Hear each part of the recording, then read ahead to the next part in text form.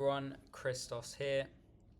Today, the title of this mini video is Are Your Glutes Asleep?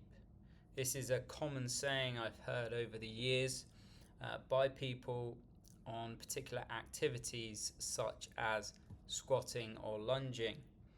They say their glutes don't get the load they desire, but they usually feel it in areas such as the quads. Now, there's a reason for this, and the walking cycle can open up the answer to us if we follow the bones. So I commonly see people who can't get adequate glute load because other areas are overworking. When we're walking, as we step forwards in space and weight bear onto the front leg, the weight of our body, primarily this area here, our body's midpoint, which is around the area of the belly button, should move forwards in space over the front foot. The reason this is needed is because it causes a knock-on effect to the pelvis. So as our weight moves forwards, the pelvis is then able to tilt forwards, and the tilt forwards with the leg forwards creates an opening at the back, and if this is a muscle, there's going to be more stretch here because of the movement of the bones and because of the movement of our weight. For many people who don't feel glute load when squatting or during functional activities, it's the absence of moving weight forwards that's the issue. Something you will likely see is the knee doing excessive bend, so the leg will come forward, there's going to be an excessive bend of the knee, but the weight is left behind. It's almost like they're really pushing into the knee to get some stimulus, to get some load through the body, because the weight here, the pelvis region, is being left behind. So walking gives us some good information, and when we assess functional activities like squatting, you'll also note it there. So as an example, in the squat, a squat is movement of the pelvis in a downwards direction. For those people who lack glute load, generally you'll see the knees push forwards in space, similar to the walking. They will bend forwards, and they'll bend forwards first, and the movement of the pelvis will come after.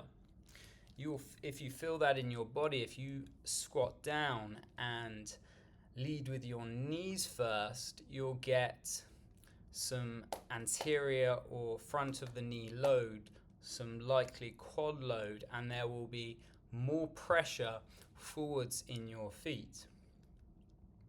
But then if you reassess the same movement but lead with the pelvis first, pelvis going straight down in space like you're going to sit on a box, and let the knees just follow into the bend they desire, you'll notice you are more heel dominant and you have more glute load.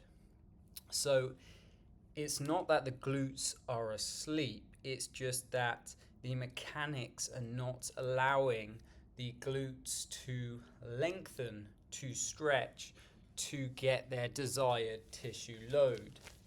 The importance of a stretch is that when muscles stretch, they get loaded, and it's that the load that you feel before that load can be used productively to propel the body forwards if we're talking about walking, or upwards if we're talking about squatting.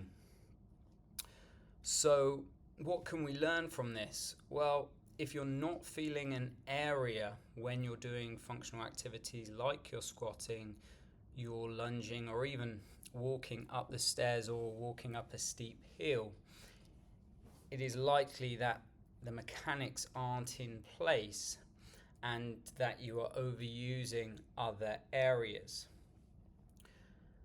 So if that was me, I would look to slow down the areas that are overworking. In many cases, it's a knee that's bending too much, and get other areas moving better. So getting the pelvis to move forwards over the front foot to allow the pelvis to tilt and to allow the tissues at the back, the buttocks, allow them to stretch and load for efficient movement forwards. So it's all in the mechanics. Walking gives us a good idea of why someone might struggle to find the load they're looking for. It's not that the glutes or any other muscle is asleep, it's that they are just understimulated, and so we can work with our bones to find the stimulation we desire for efficient forward motion in walking and efficiency in the functional activities we enjoy. If you've got any questions about this, feel free to comment in the comments section, and I look forward to responding. Thank you.